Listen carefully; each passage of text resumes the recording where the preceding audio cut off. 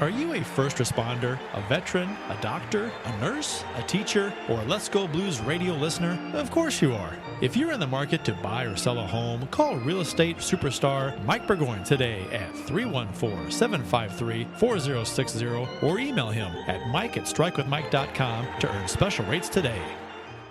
A proven winner on the hockey rink, Joe Wolf knows what it takes to be the best. That's why he has the best rates in the area and only has rave reviews of his work with Wolf Power Washing. Get that siding back to its original color with Joe. Call him at 314-420-5434. That's 314-420-5434. Hi guys, this is Erica Weston with Valley Sports West. And you're listening to my favorite St. Louis Blues hockey podcast, Let's Go Blues Radio. I'm here for it. I'm here for all the hot takes.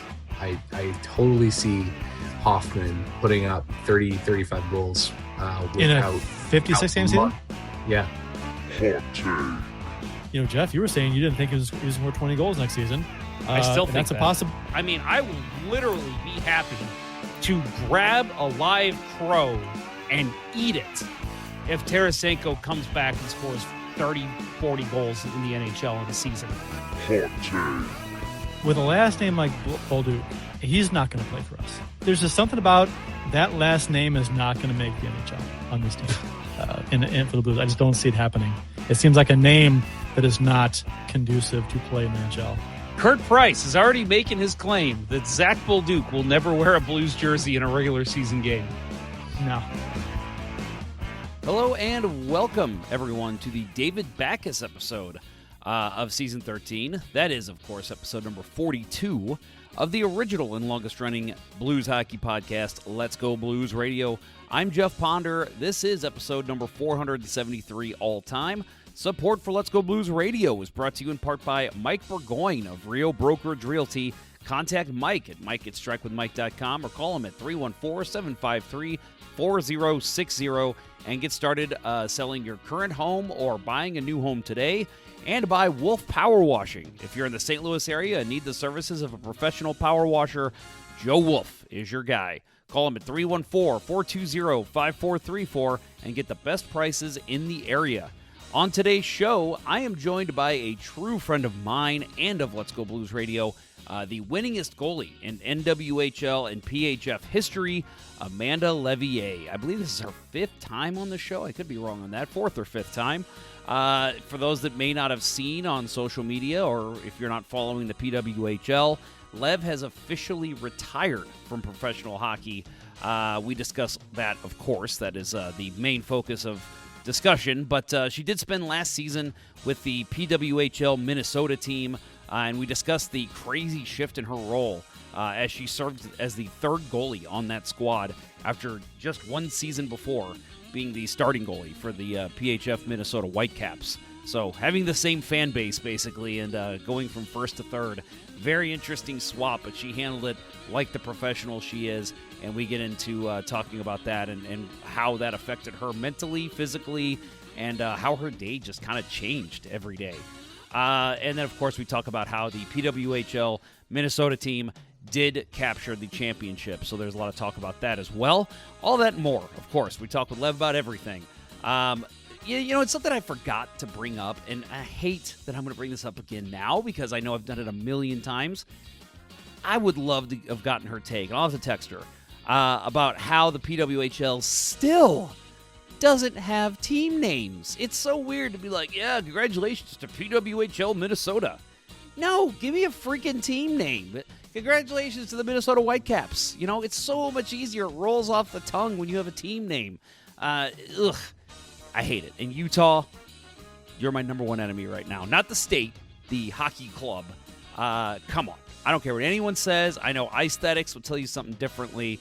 They had time. They've known for a while they were going to get the team here at least April for this season. They could have figured it out. They could have gotten team name figured out, jerseys figured out.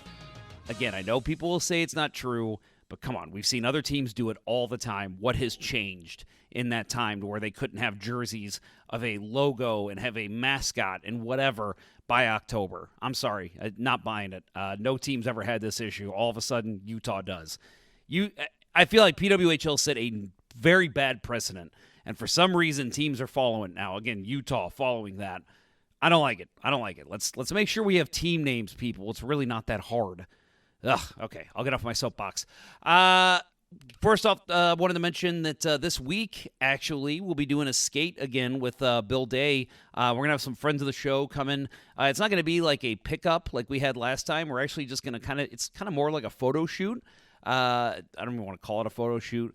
We're going to rent out a rink, and we're actually going to be skating with a couple people that are listeners of the show, friends of the show, sponsors, and we're all going to take some shots on Bill. We're going to have some setup plays that we're going to do to kind of see how he reacts, and we'll share all that content with you in a couple weeks. We've got a couple guests lined up over the next couple weeks, but we will get that in. So I'm excited for that. We're doing that on Friday.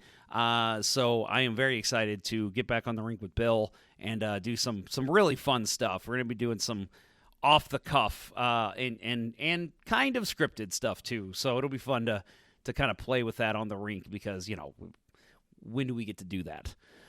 Also, there's one thing to announce with the Blues, something that they released this week. The Blues social media team announced new player numbers for the upcoming season. That's right. That is our number one story. The Blues have announced new player numbers. Folks, it is end of July, early August. Just bear with me here. Alexander Texier will wear number 9. Radek Faksa will wear number 12. Ryan Suter, number 22. Pierre-Olivier Joseph will wear 77. And Matthew Joseph, who is the forward, he will wear 71. The Joseph brothers actually opted to not have their first initials on their jerseys. They'll both just have Joseph. So you'll see a Joseph 77 and a Joseph 71. I don't like that. I don't. I think if you have one of the brothers that is like super established, I think you can get away with that. Not here. I think of if Wayne and Brent Gretzky played on the same team. Yeah, you could get away with Gretzky 99 and Gretzky, whatever number he wore, 12. Eric and Brett Lindros.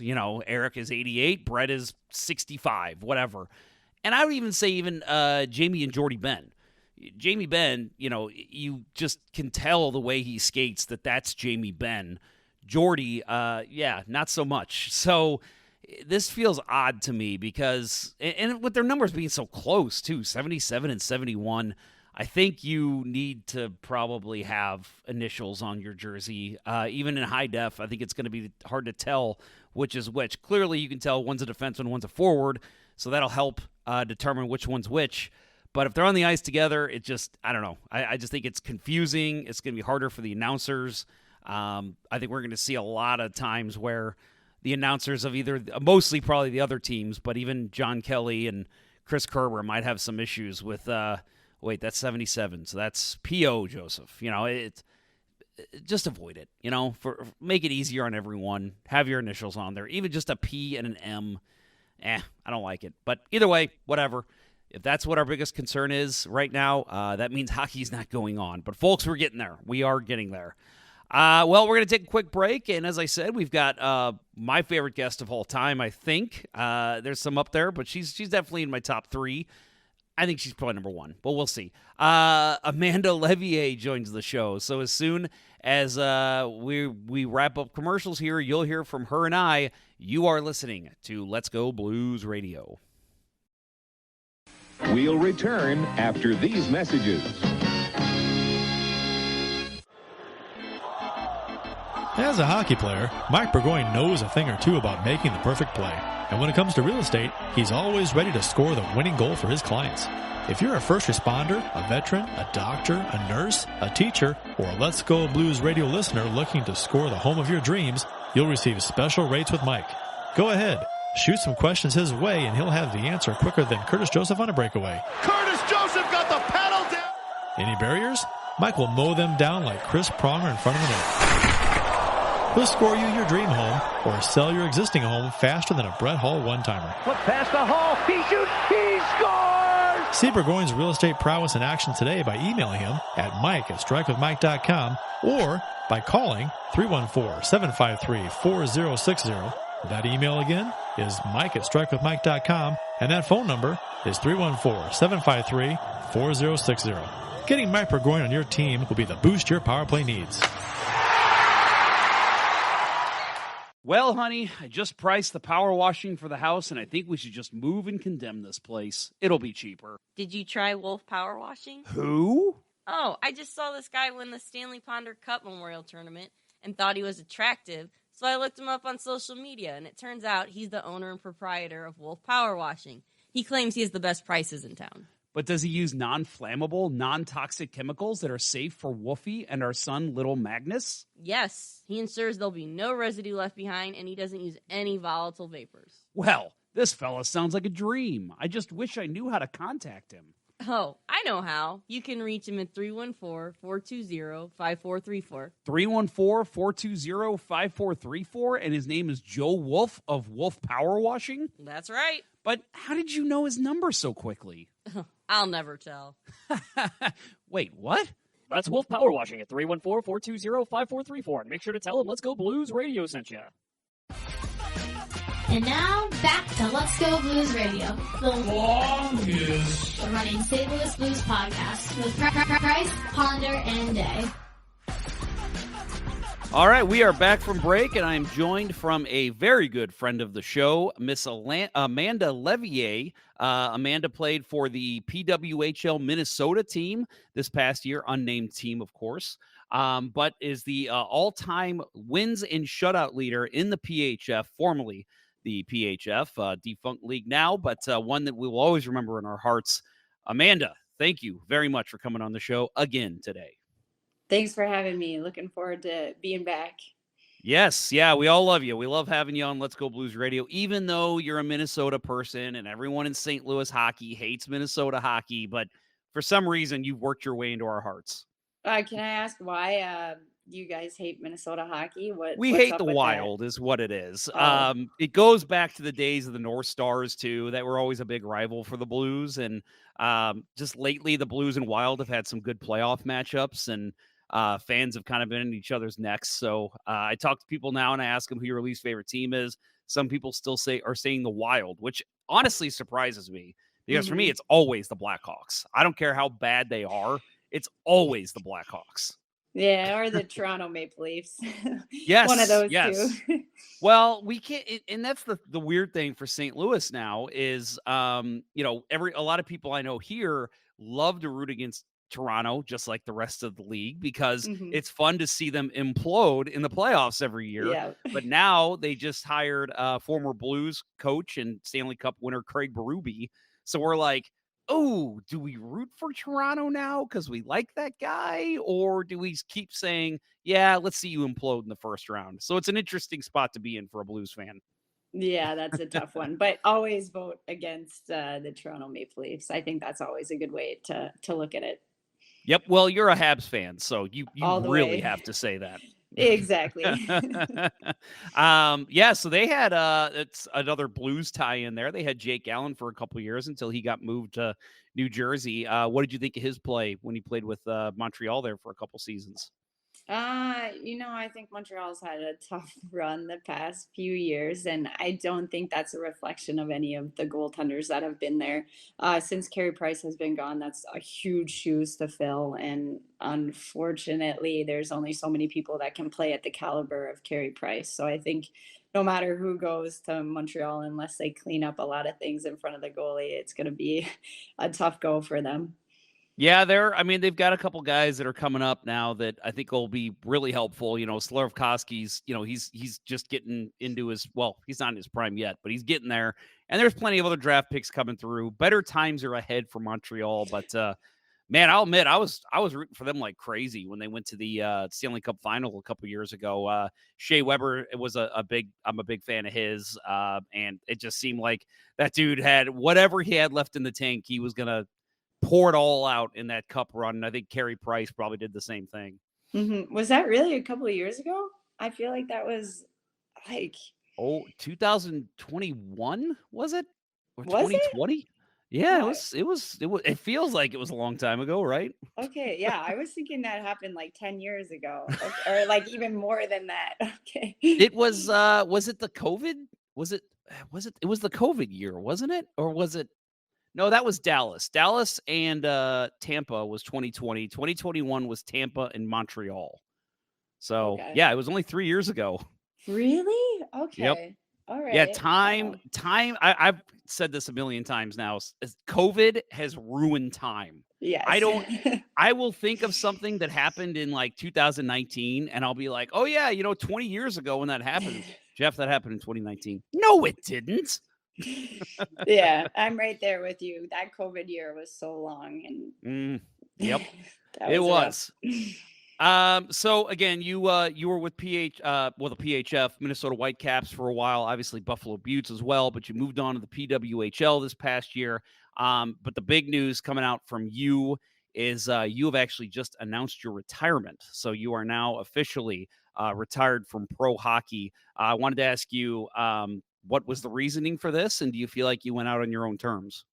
So I've had a long time to process this. About three seasons ago, my husband and I discussed me being done and transitioning more into full-time coaching and doing less playing and being around the house a little bit more. And that same season that we decided I'd probably be done, I broke my clavicle midway through the season, and I was put on the sidelines and just devastated. There's something tough about being injured, but there's also something tough about just watching your teammates be able to play and you're on the sidelines.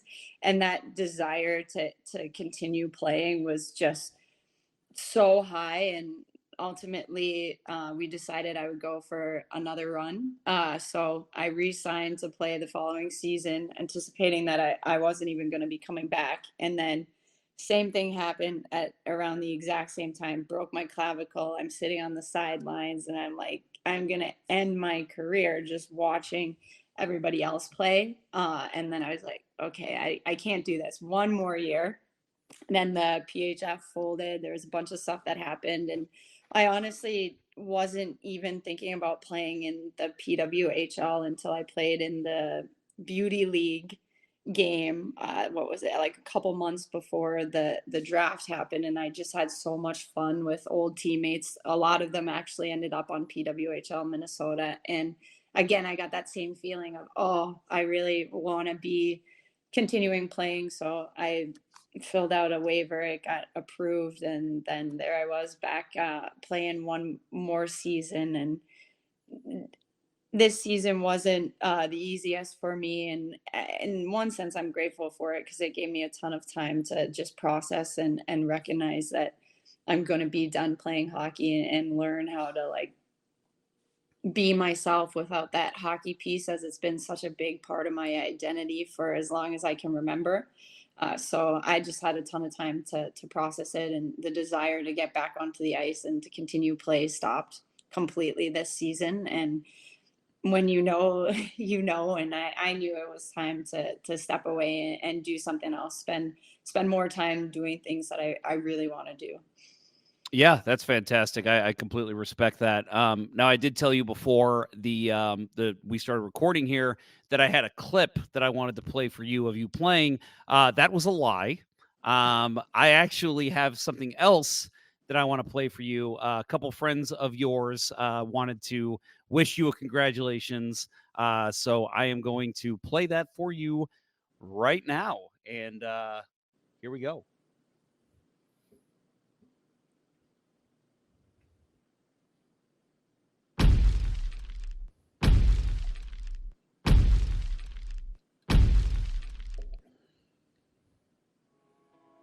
There's a chance for Wisconsin, 2-on-1, moving in and taking a shot was Bailey Wellhausen. Oh, the puck comes back out front of the Minnesota net, and Leveille makes an incredible stop for the Golden Gophers.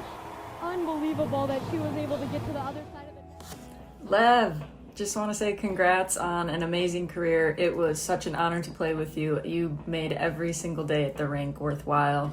I can tell you one thing for sure, I did not like playing against you, but I'm so excited for this chapter of your life and everything that comes after retirement.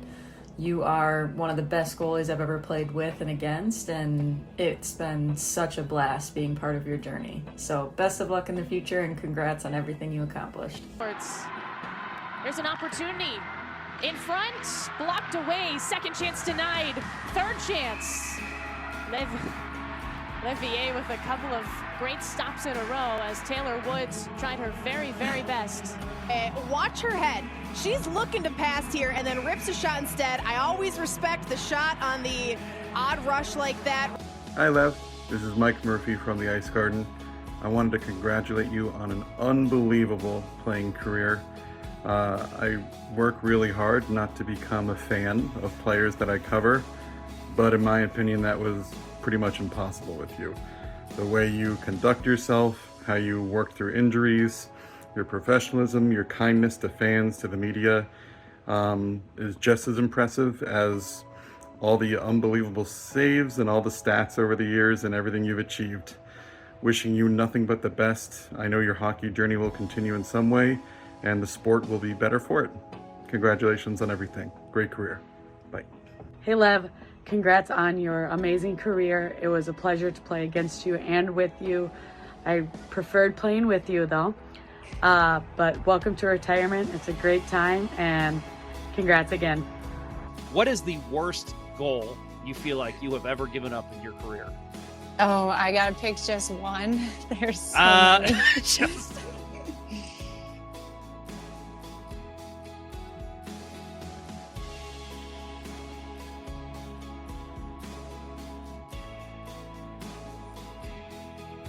Hey, Lev. I just wanted to say congratulations on such an unbelievable career, from the PHF to the PWHL to your college days.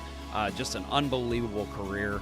The accolades, the stats don't even speak to the type of person you are. Your grace, your humility when talking about your game is what always caught me off guard whenever I would talk to you on the show. I started watching you play and just was amazed at your athleticism, your desire to never give up on a play. Just always blew me away. And I'll admit, you really kickstarted my love for women's hockey. I've always kind of watched in the background, but I became an actual fan, I think, because I talked to you, and you just really made me understand the game and just love it all over again, with the way that you were able to explain the game and even your own game. So you have so much knowledge about the game and the goalie position, and I hope you continue to coach North America's youth. We're all better for it. The game is better for it. So hopefully you stick around. I wish you nothing but the best. And remember, we're always rooting for you. Let's Go Blues Radio. Now on the far side, shot, and that one denied on the follow, nearly getting there. Hey, Lev. Just wanted to say congrats on a great career. Thanks for being an awesome friend, an awesome quote as well.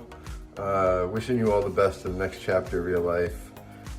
Sad to see that you're not going to be playing anymore, but happy for you to move on into the next chapter of your life, which I'm sure will be just as successful as the previous chapter. No pressure.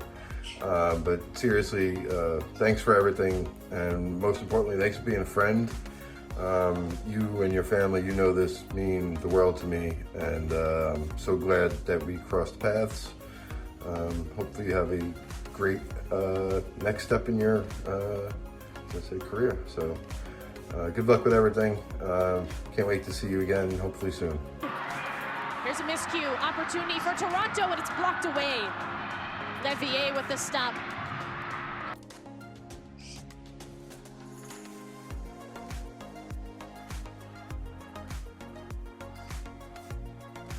Hey, Lev.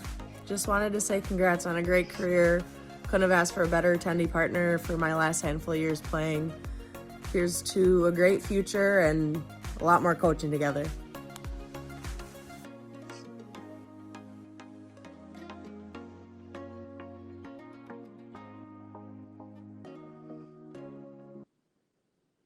Well, there you go.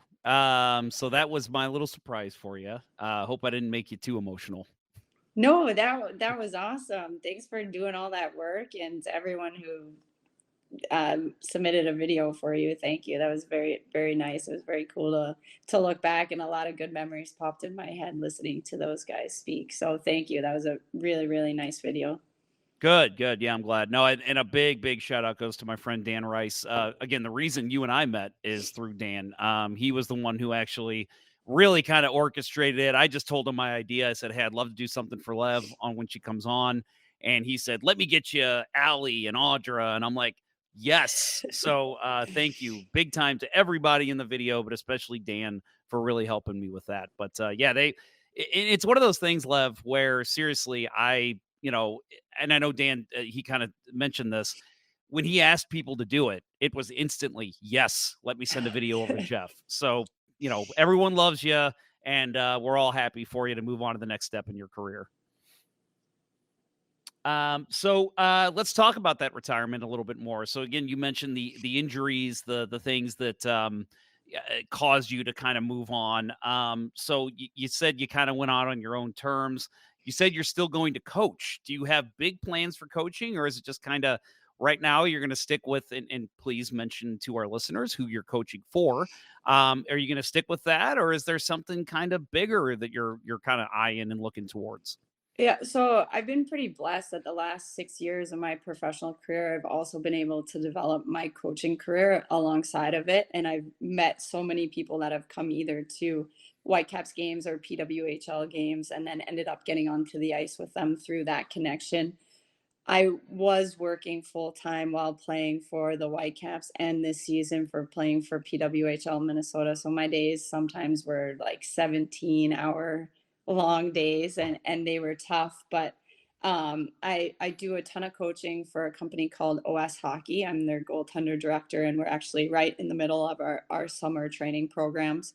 Right now, we have, I think, probably about 130 to 140 female goaltenders in that program alone, just in the summer. And then I work with a ton of associations throughout the season, and that includes both girls and boys. And I'm going to continue doing that. And then another aspect that I've started to trickle into as well is doing private lessons. And I haven't had a ton of time to do a ton of those just because of the travel commitments and being away on the weekends or during the week this season with PWHL Minnesota. So I'm really looking forward to having a lot more time in my day where I'll have more availability and to be able to reach all the goaltenders that have either reached out to me trying to do private lessons where I haven't been able to get them in. So I'm not super transitioning into coaching full time. I've kind of already been doing it. I'm just going to have a lot more free time to do more coaching or more time to do other things and pursue other interests. Yeah, that's and hey, think about it this way too. October, November, December hits, and you're not going to have to go to practice every day for yourself. You're not going to have to travel for games anymore. There's a thing called free time, Lev. I don't know if you ever heard of it. You might actually get some of that now. Yeah, and I'm really looking forward to that. My husband has been amazingly patient with me, and he's allowed me to pursue my professional career, and he's always been supportive behind the scenes. And we're both looking forward to having a lot more time to go travel. We both enjoy traveling and seeing new things and experiencing new cultures. So we're both definitely going to have a lot more time to experience those things together. And I'm really looking forward to not being so tired all the time. It's that's the coaching life in general, is getting up early and getting ice when you can. So being on the ice at 6 a.m.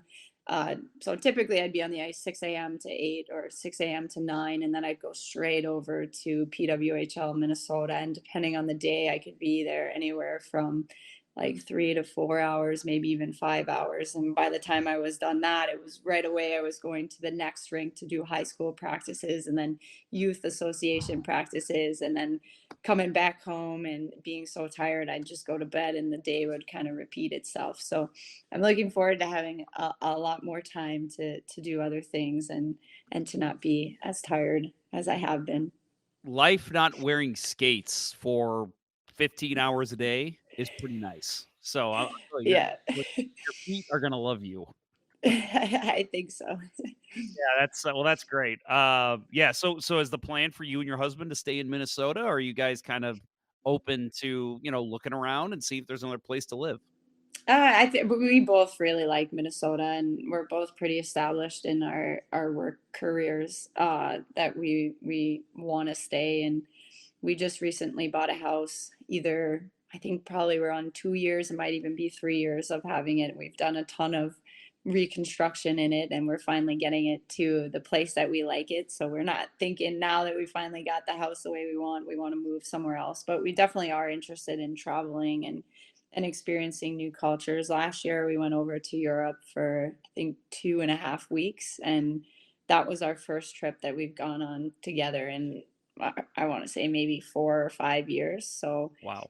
we definitely want to do more of that, but we're pretty happy in Minnesota, and we won't be going anywhere anytime soon.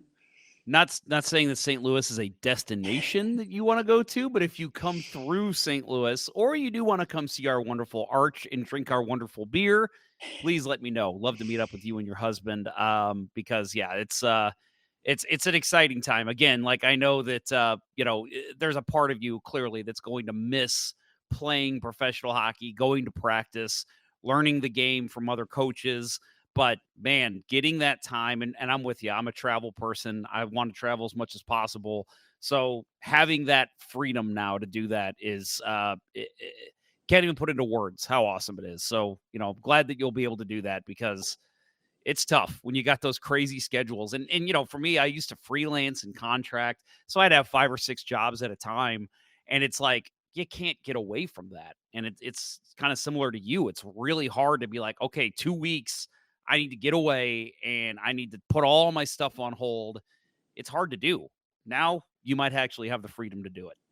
Yeah, and the time constraints too. With when you're playing professional hockey, there's a lot of maintenance that needs to be done on your body, and you need to make sure that you're eating well and that you're sleeping well and that you're doing the exercises that are going to prevent you from getting injured. And when you don't have to do that anymore, it's a little bit easier when you go on vacation to be like, okay, I'm just going to enjoy all this food here. I'm not going to have to worry about working out while I'm on vacation. So there's that freedom as well, where you can just kind of relax and know that you don't have to worry so much about the physical aspects of your body, and being able to return to the rink after going on trips like that. You can let yourself get fat. There you go. No, I make jokes. Keith Kachuk is a guy that people like laugh at because, but it's like, you think about it, you mentioned it, the crazy dieting that you have to do, the I can't go to McDonald's tonight because I've got, hockey tomorrow and forever. And, I shouldn't drink that extra beer. Like it's ridiculous. And to see a guy like Keith Kachuk down here in St. Louis, people made a lot of fun of him for putting on a ton of weight after he retired. But it's like, think about it. He's finally got the freedom to eat what he wants, to again, have that extra beer, to skip the treadmill today. Like that is something that professional athletes, and I think a lot of people who don't play professionally or even in the lower ranks, don't understand that freedom just isn't there. But now you get it. And so if you got fat, I wouldn't judge you. That would be nice. I could probably put on a few more pounds, so I'm all for it. Yeah, there you go. Cool. Well, okay. So again, Leveille, you are retiring, which is, unfortunate for the fans, but, good for you. You did spend 1 year in the PHF, and I'm sorry, the PWHL. And I did want to ask you, because it was and for those that followed you, and we talked to you last year, and at the time we had talked, the plan was still going back to PHF, playing for the Minnesota Whitecaps, being their starting goalie. But then obviously things change. The PWHL comes into existence. You get drafted. Each team, I believe, carried 4 goalies, right? Is that correct? All 6 teams? I think there was 2 teams that carried 4, us and Ottawa. Okay. And then the majority, I think the rest had 3 goaltenders. 3. Okay. Well, still, so each team basically has a battle, right? For even the starting job, maybe the second job. There's at least a battle for that. So, you get drafted, you're thinking, okay, Nicole Hensley, let's face it, one of the best goaltenders in the world. Good chance you'll be a good backup. So you battle for that. Doesn't work out in that way, but you still get to play, still on the team, still around the team. And just a whirlwind, really, in the last year for you and everyone who played in the PWHL. What was it like for you to go from being that starting go-to goalie? I mean, literally playing in the last game of in PHF history, to now you're in the PWHL and you're battling for a spot, your third string, fourth string goalie, whatever you want to call it. What was your mindset like through all that? It definitely was a roller coaster of events. I mentioned earlier that I was going to retire 3 seasons ago. So there was that aspect when the league folded of me not even trying or entering the draft. And then in my situation, I'm pretty unique in the sense that I'm waiting to get citizenship to become an American. And when you are in that process, there's a lot of rules that you have to follow, specifically on where you live and how you live. And in my case, I didn't really have the option to move anywhere else or to play for any other team without it coming at the cost of citizenship for me. So I wasn't willing to pay that price. So when they announced that the league had folded, I actually accepted that I probably had played my last game. And then when there was a lot of talks before about whether or not they were going to have a team in Minnesota. And when they did, that was an opportunity. And I filled out the waiver and I got on. It was approved. And then I got drafted. And even at that point, I still didn't know what was going to happen throughout it and get to training camp. And it from my perspective, and it's only my perspective, I think it was pretty obvious that the coaching staff and everybody that was involved in that had already placed Maddie as the second string. And it's hard to be in that position. And especially since my history wasn't aiding me in this sense, as I hadn't really experienced being in the third position before. And I've seen other goalies be in it, and they've always had really good attitudes from what I've seen. But it's really tough to go to the rink every day and give everything that you have and to try to do everything that you can to be given an opportunity, and just day in and day out that doesn't happen. There's a huge mental battle, I think, no matter what position you're in, whether you're the starting goaltender, you're going to have different mental battles that you're going to have to go through, and whether or not you're the third, that it's also different. I think it's easier to be a starter because when things go wrong in practice, just for an example, that you have so many people there supporting you and being like, oh, you're fine, you're great, and you get so many extra opportunities to do well. It's not just like if you mess up one time, that's like you're done.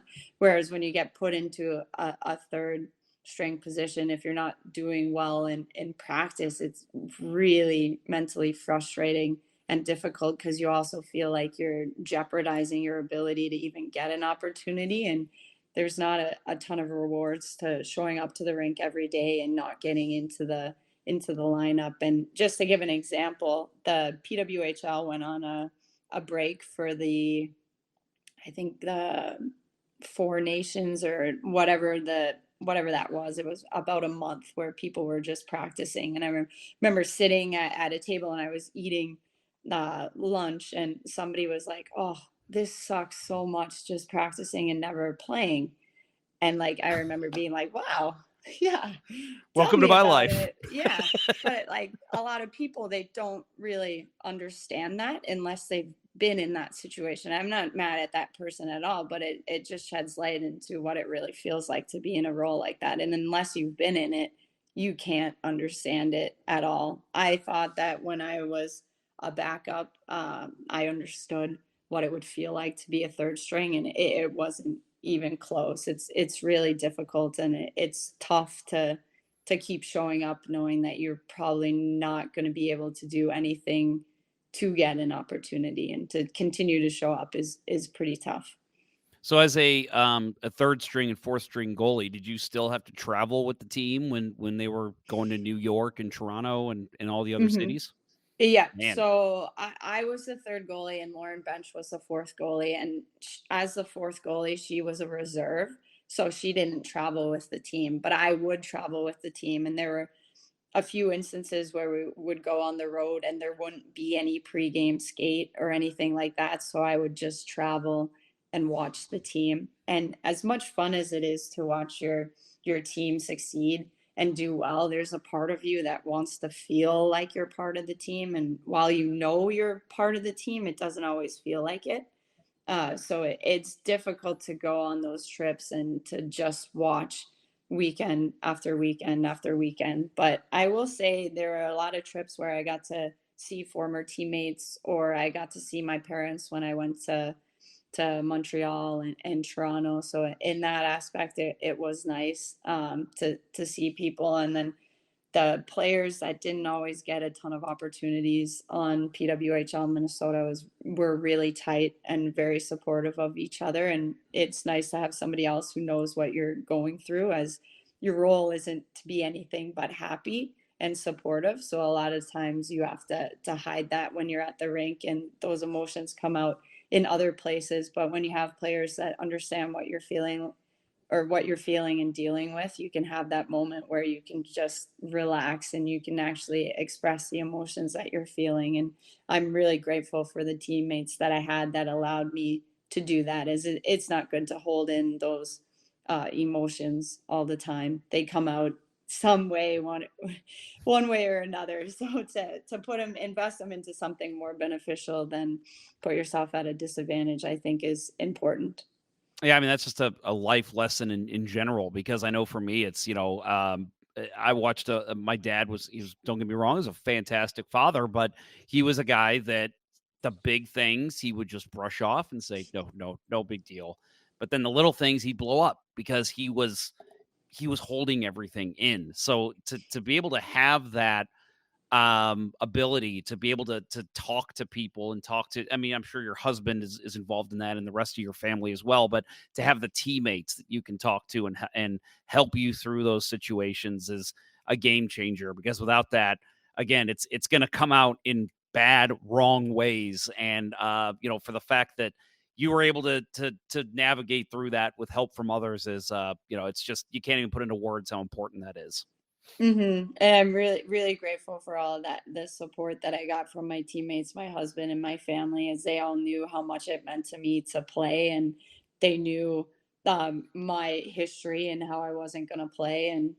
And then also, even one thing that I found that helped me a lot is as we've mentioned before, I do coach full time. So having that ability to experience this role is going to allow me to be a better coach for not only starters, but also people that are in the third role, uh, in the third role position, because it is so different in the mental approach that you need to have, and to understand that when you're in that role, you just want to feel like you're part of the team. And even a coach just going up and talking to you for 5 minutes can change the outcome of the whole day, because you have that, you feel like you're valued and you're wanted there for a reason. And this season, I had good coaches that helped me with that. And one of the teams that I coached had a goaltender that was consistently the third one, didn't get to play in any of the varsity games. She was always playing JV. And I recognized that I only went to the varsity games. I was never going to the JV games. So I never got to see this goalie play. And I was like, oh,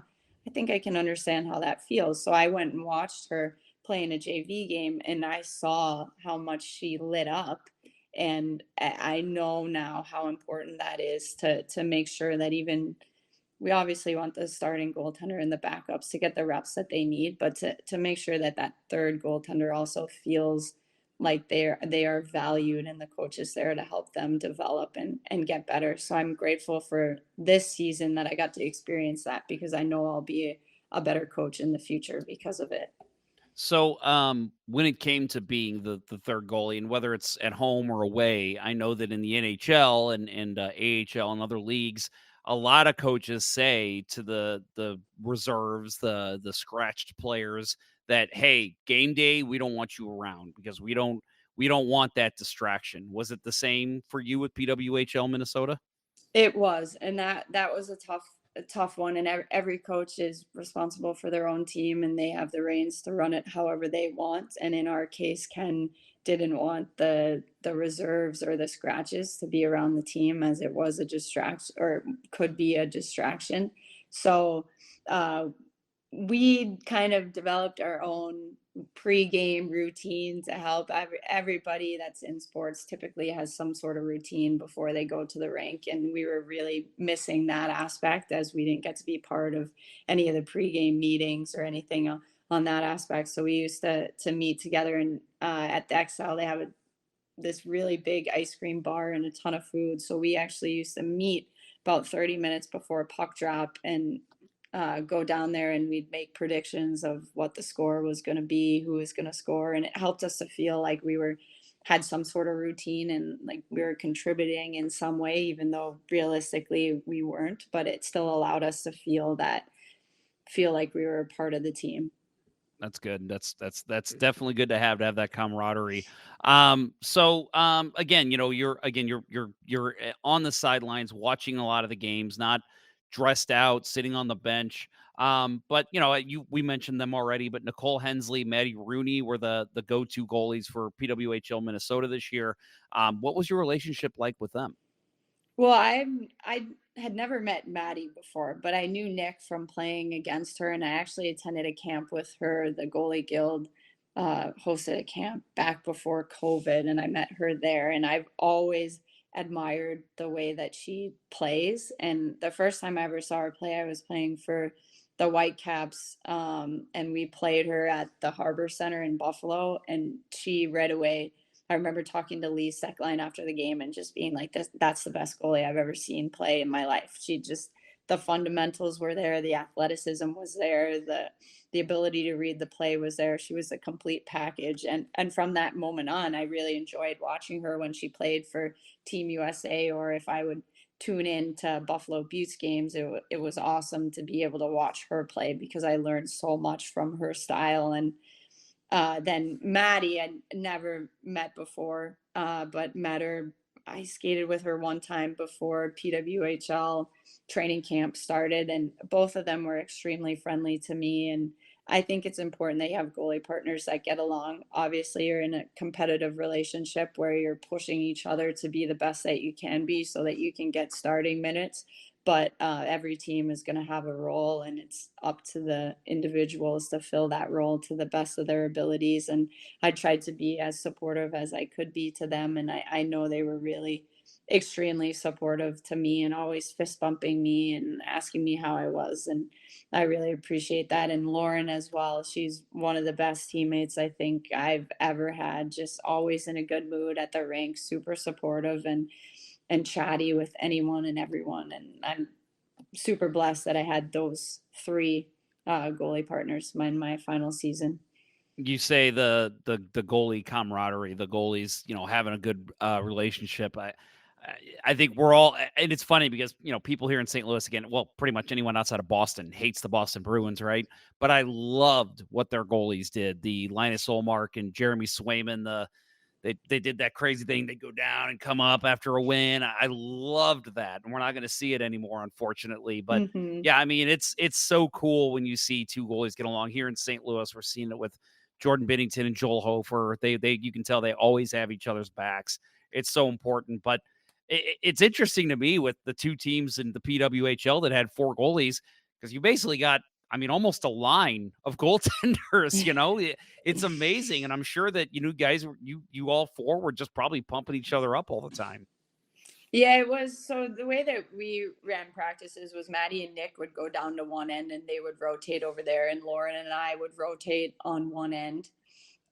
So we didn't see each other a ton during practice, but Lauren and I did. And it's always nice when you have more than two goalies on the ice, in the aspect that you can follow out your rebounds and you can go 110% the whole time, because you don't have to worry about being exhausted and not having a goalie to be able to come into the net. And I think limiting some of your reps at time is beneficial for injury prevention. So I think having four goaltenders, I didn't know how it was going to go when I first learned that there was going to be four goalies. I thought this might be a little overcrowded, but I ended up really enjoying it. And I think it was really beneficial for all parties that were involved, especially because we all got along pretty well.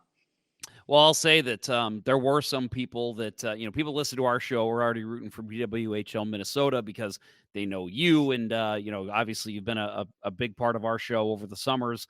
But I don't know, I'm not sure if you're aware, Nicole Hensley actually does have some St. Louis connections, former Lindenwood University goalie. Yeah. And I just happened to catch one of their games. I was at a rink, and then I looked up and I was like, oh, Lindenwood's playing in 30 minutes. I should go to that. And I remember going and watching her play and just being amazed and being like, she's going places. Like, she's going to be in Team USA. And she clearly was. Athleticism just off the charts. One of the best goalies, and I'm talking male and female, in the world. So for you, obviously, your colleagues, your teammates, but being able to see what she can do in net, and obviously Maddie Rooney had a great year as well. What was it like watching them play every day? It was really fun to, especially to watch Nick, just because her style is very like what you would call picture perfect for a goalie. It's what, when any goalie coach is coaching someone, they want the goalie that's able to be technical but also athletic. And Nick just embodies all of those qualities, and she's super consistent in what she does. The way that she approaches a practice or a game is very similar. She always gets out there and does some C cuts to start, and then she does these very, very technical movements, and you can see the attention to detail in everything that she does. They're not super crazy hard patterns. They're just very basic patterns, the stuff that we do consistently as goalies. But a lot of us, we try to get ahead of ourselves, and we do a lot of extra movement and chaotic stuff. She was just right down to the basics and the fundamentals, and it showed in her game. She rarely gave up any bad goals. She was consistently in the right spot. And one of the things I admired the most about her is if she gave up a goal early, it didn't bother her. Like like maybe it did, but she didn't display it in the way that she played. She didn't change the way that she played. She'd get scored on, and then it would go right back and reset. And I think that's something that a lot of goalies should watch, and a quality that everybody wants to have. And then Maddie, on the other hand, is a very athletic and plays very different than Nick. So it's interesting to be able to watch those two styles and see what style works best against what team. And I think some of that came out to play in the playoffs. Nick didn't have the best series against Toronto, and Maddie came in and was just shut down there. And then it kind of flipped in Boston. Maddie didn't have the best game, and then Nick just came in and just stole the show. And I think having two goalies that have different styles like that can be really beneficial depending on the team that you're playing. And it was cool to be able to witness them not only in practice but also in a game.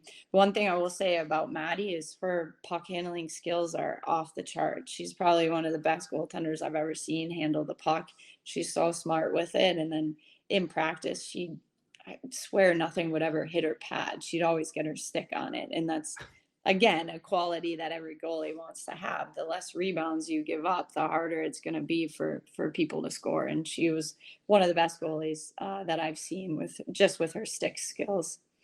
Well, I'll tell you, as somebody who shoots on goalies, when there is a early goal on a goalie, the way that you can always tell if it's going to affect them or not is the head goes straight up. Yeah.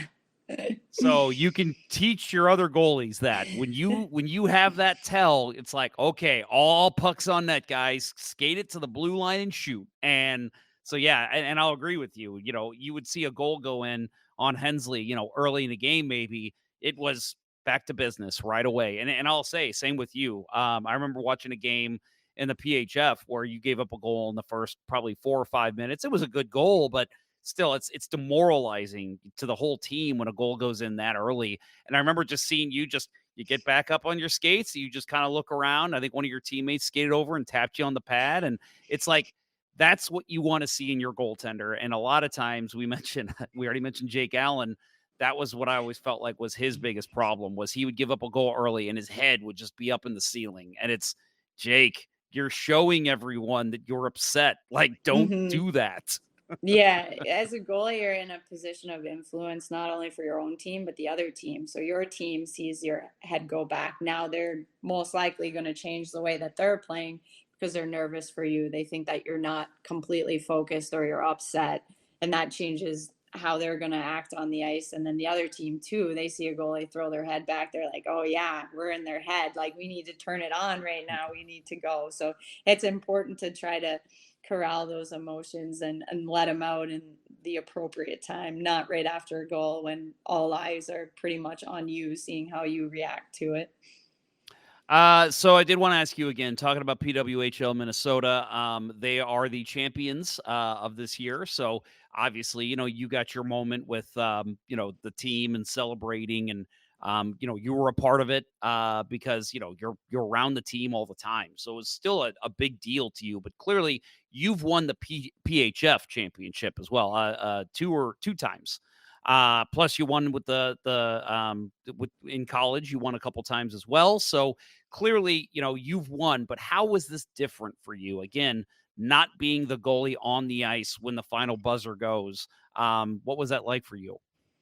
So, well, there's two emotions that I felt. Obviously, I was very excited for everyone else, and I think it's human nature. I was a little bit sad for myself and the fact that I didn't get to be a part of any on ice game or anything like that.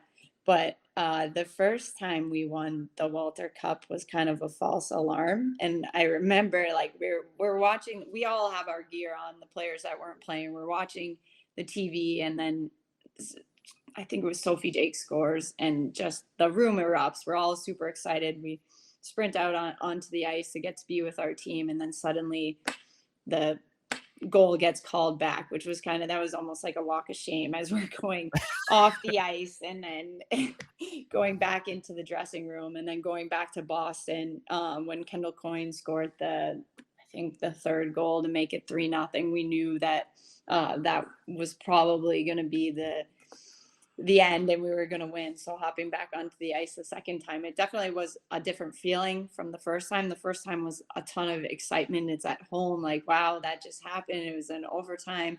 This is really cool. And then the second time it was like, okay, here we are again. It was fun to see how many people were really excited about it. There was a few people that were crying on the ice, and there's nothing better than like watching your teammates celebrate and being happy for them.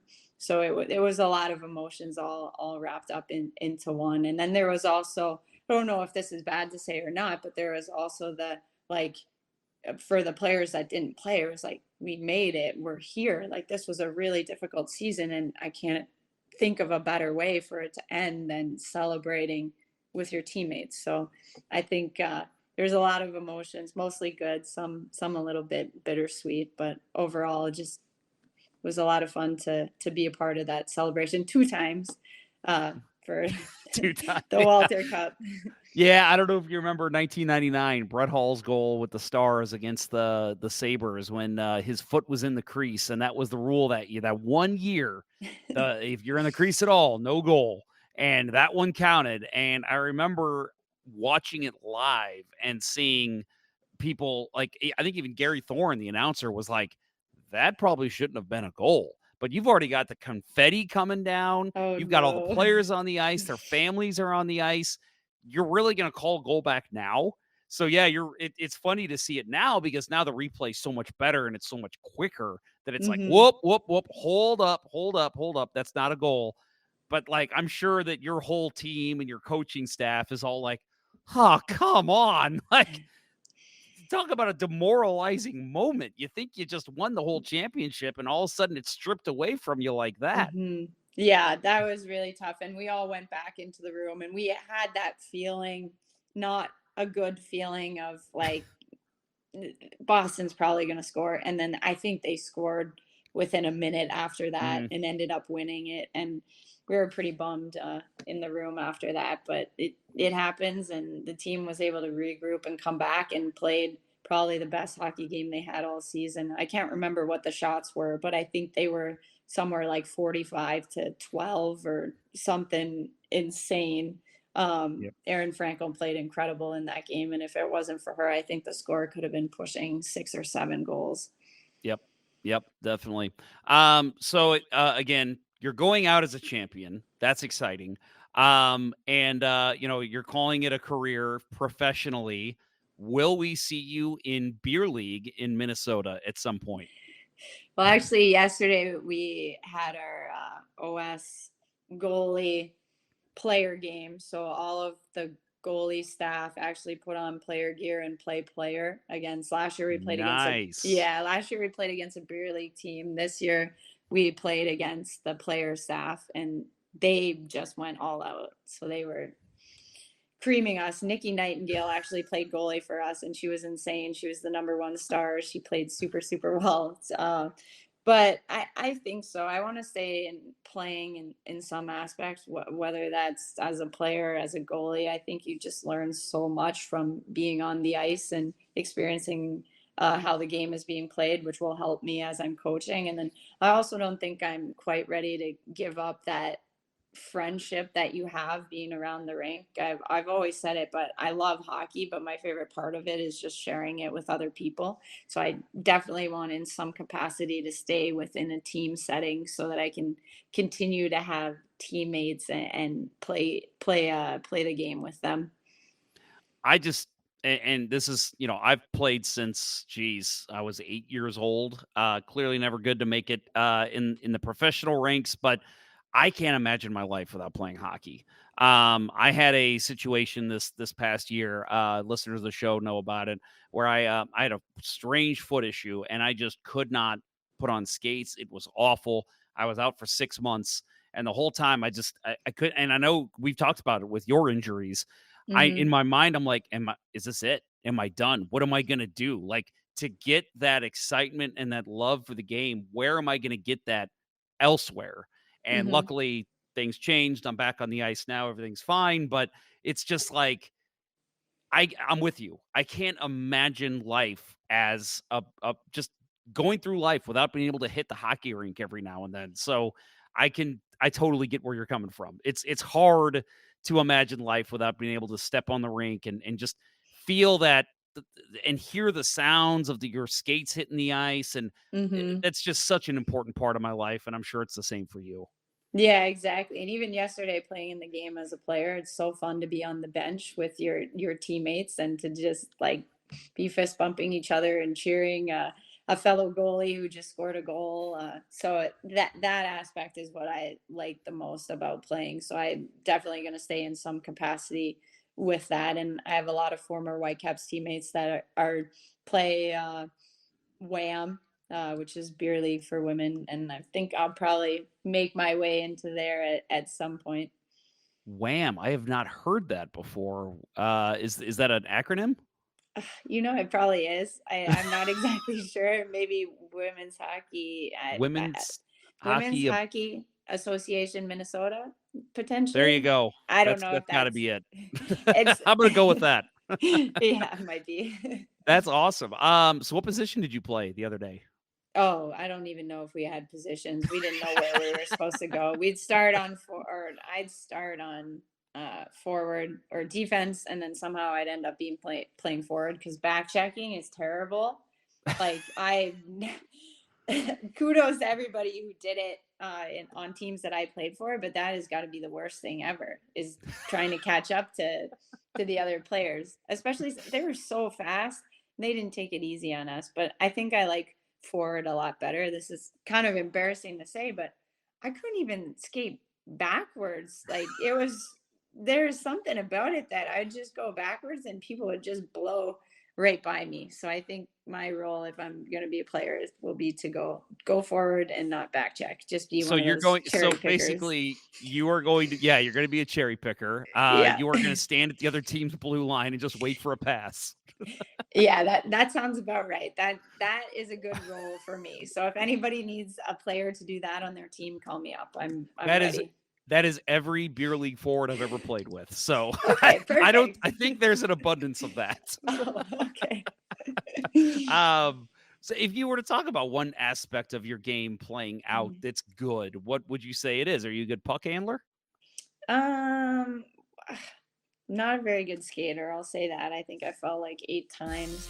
I've been told that my hands are okay. I think It's more that I'm so confusing in what I look like I'm trying to do because I don't necessarily know what I'm doing, that it just confuses other people. So I think I might have that going for me. The helmet that I was wearing was really big, so it kept going over my eyes, so I couldn't really see very much. And I have to admit that, like, playing player, your back hurts so bad. Just as a goalie, you don't want to have your chest leaning down. That's like a very bad thing. You make yourself small. But as a player, I think you're a little bit more upright. So a lot of us are pretty sore from that, from yesterday. I will tell you, if I don't know if you do gym workouts, but do not do back day the day before you play hockey. If you play out, because I've made that mistake too many times. I wake up the morning of hockey and I'm like, oh, yesterday was back day. What was I thinking? And then all of a sudden I am in horrible pain the next morning. So yeah, keep that as a nice little tip under your cap for when you play out. Will do. Noted. Lev, always a good time talking to you. Even though you're retired, I hope you will still come on Let's Go Blues Radio. Like I said, there's a thing called free time now, so maybe we can actually get you on during the season. We can talk about what's going on in the PWHL. If you're watching the Canadiens, maybe we can talk about that. We love having you on, so so happy for you to be able to move into the next step of your career, and wish you nothing but the best going forward. And yeah, like I said, now there's more time to do some more fun stuff. Yeah, exactly. Thanks so much for having me on today and in the past as well. It's always been a pleasure to speak with you, and you got a really great podcast, so I'm grateful you allow me to come on and to talk with you. Coming from you, that means a lot, so I really appreciate that. Amanda Leveille, now former professional hockey goalie, thank you very much for coming on. And hey, beer league wham extraordinaire, right? Don't know about that. All right, thanks, Lev. Thank you. Well, I again want to thank Lev, and again, as I said to her, let's expect her back sooner, right? Let's get her on during the season, talking some hockey, maybe breaking down some plays. Maybe she can join Bill for a save of the week when we bring that back. So looking forward to having Lev on maybe a little bit more frequently, as much as we can. And again, huge congratulations to her for such an awesome career. I'm glad she was able to kind of go out on her own and get the year in the PWHL just to kind of experience that. But yeah, good for her. And again, glad she's going to continue coaching, because our youth will benefit from her coaching. Next week, I am still working on that. There's some kind of crazy beer league news right now regarding our friend Kane Van Gates League, the BHL. So if you haven't seen that, I'd recommend looking it up. There's a Save the BHL thing going around. I think it's on Facebook. There's a group. So we may actually report on that a bit. We've got a couple people that are interested in possibly coming on and talking about it. There's just some weirdness going on. So again, we are in late July, early August for hockey news, so we're kind of starved for it. But still, it is actually extremely interesting, especially for those that play hockey, as I do, to kind of see what's going on in other leagues. So we may have something about that on. Also, a friend of the show, Tom Calhoun, the Blues longtime PA guy. I did speak with him, and he's going to be coming on soon as well. So that might be next week, might be 2 weeks out. We don't know, but he will be on soon. And then, of course, as I said, we've got the Bill being in goal again. We'll do another show where we talk about him coming back on the ice. So plenty of stuff coming up in the next couple weeks. And obviously, we still have Mystery Hockey Theater that'll be playing here soon. We'll do another one of those soon. Before you know it, folks, it's going to be hockey season. I can smell it. It's August. I think early August is the hardest. Like the first 2 weeks of August, I think, is when it really hits, like no hockey at all. But I think after that, you start kind of feeling like it's coming. It's almost here. It's almost time. So just get through the next couple weeks, folks, and I think we will. I think we'll be getting back into good spirits about hockey coming back soon. So that'll do it. Support for Let's Go Blues Radio is brought to you in part by Mike Burgoyne from Real Brokerage Realty. Email him at mike@strikewithmike.com today for all of your home buying and selling needs. That's mike@strikewithmike.com. And by Wolf Power Washing, St. Louis's premier power washing company with the best rates in town. Call Joe Wolf at 314-420-5434 and get the best looking and greatest power washer in the area. That's 314-420-5434. That will do it for episode 42 of season 13 of the original St. Louis Blues Hockey Podcast, Let's Go Blues Radio. Thank you so much for tuning in, and have a great week, everyone. For Kirk Price and Bill Day, I'm Jeff Ponder, and I will talk with you next week. This was Let's Go Blues Radio. Until next time, everyone, let's go Blues. The Chiefs are at home tonight against Cyanosport at the War Memorial at 8. Good seats are still available. A look at sports. I think that went very well. Thank you for listening to Let's Go Blues Radio. Now take off, hosers. I want you to have a heart attack and die so that we never have to do this shit again. Well, there's 90 minutes of your life you'll never get back. Sorry. St. Louis Blues, St. Louis Blues. Have you heard the news about our St. Louis Blues? They've only just begun, they're on their way to #1. Now there's no more blues for our St. Louis Blues. The Blues are on the ice tonight again. They're rough and tough and got the stuff to win. They'll always get one more, no matter what the score. They are quite a hockey team, my friend.